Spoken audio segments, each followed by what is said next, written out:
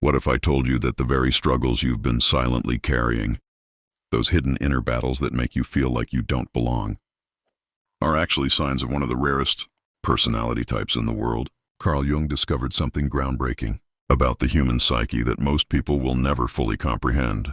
He found that a small percentage of people, just 2 to 3%, carry a unique psychological burden so profound, it reshapes everything about how they perceive life. In this video, I'm going to reveal Jung's 7 hidden struggles that mark you as part of an extraordinarily rare group he once referred to as the individuals. If you recognize even 3 of these traits in yourself, you are not just different. You are part of a rare psychological elite. But before we begin, let me give you a warning.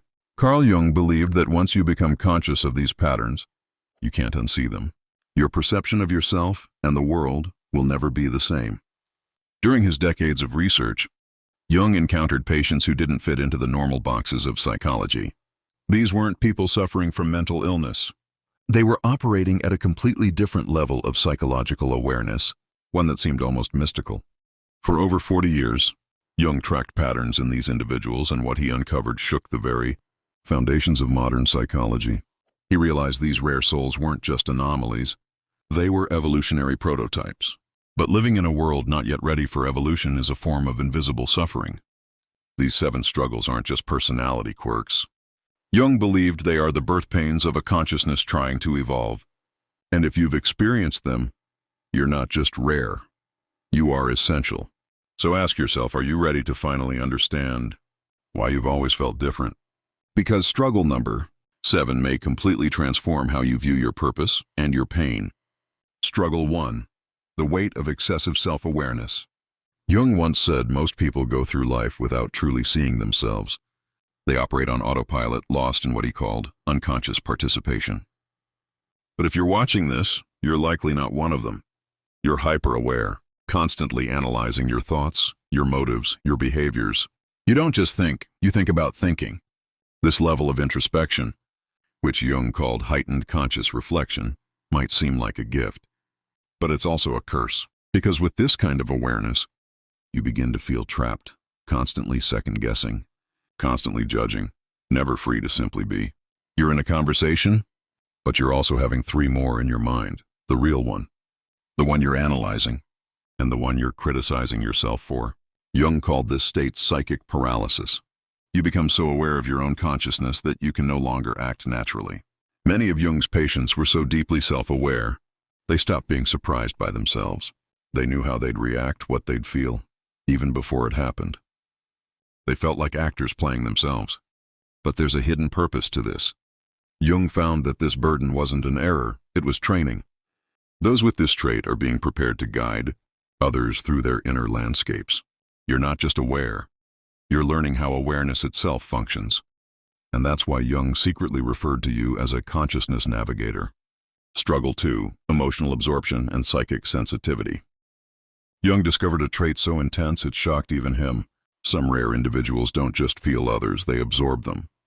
Their emotional walls are thin, almost porous. Walk into a room, and suddenly you're anxious, overwhelmed, heavy, yet none of those emotions are your own. Jung called this psychic permeability. While most people have emotional filters, you are an emotional sponge, soaking up unspoken pain, tension, even repressed rage. This goes beyond empathy. It's energetic fusion. You don't just witness someone's sadness, you carry it. And often, without knowing, you're processing it for them. Jung observed that these individuals often avoid crowds or public places, not out of shyness, but self-preservation. The emotional noise is simply too loud. But here's what Jung never told the public. This isn't a flaw. It's a sacred psychological function. He called these people emotional alchemists, unconsciously transmuting emotional toxicity into healing energy. You're performing emotional labor for families, communities, and even the collective unconscious. But without awareness of this role, it becomes unbearable. Jung warned of a condition he termed psychic overflow disorder. You lose touch with your own emotions because you're constantly processing everyone else's. Only when you learn to release what isn't yours do you transform from emotional victim to emotional healer. Struggle 3. The curse of deep thinking in a shallow world. Jung said the deepest form of human suffering isn't pain, it's isolation from depth. If you have a rare personality, chances are you crave meaningful conversations about existence, purpose, the soul. But all around you are distractions, gossip, trends, triviality. Jung called this trait depth-seeking consciousness. It's not a hobby, it's a biological imperative. Your mind is wired to explore the profound, but the world around you fears what lies beneath the surface. When you speak of things that matter, people change the subject. Or worse, they call you too intense. You feel exiled from your own species. You're surrounded by people but utterly alone. Jung called this the isolation of the profound mind. You're speaking a language only a few can hear. But here's the secret. Your thoughts aren't overreactions. They're evolutionary impulses. Jung believed these minds were consciousness pioneers, exploring territory others won't understand for another 100 years. You're not thinking too much. You're scouting the future. Struggle 4, obsession with truth and hidden patterns. You can't accept surface-level answers. You need to know why. Always why. You see connections in everything, symbols, systems, relationships. Jung described this as truth-seeking compulsion.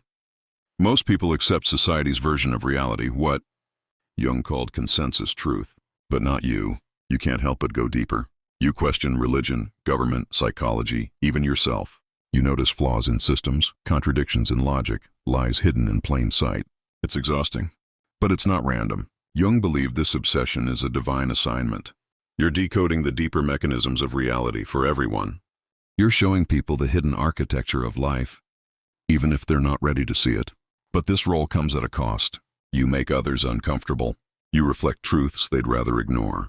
Jung called people like you mirrors. And mirrors are often hated before they're appreciated. Still, your mission is sacred. Every pattern you uncover becomes part of humanity's collective map. You're not just seeing truth.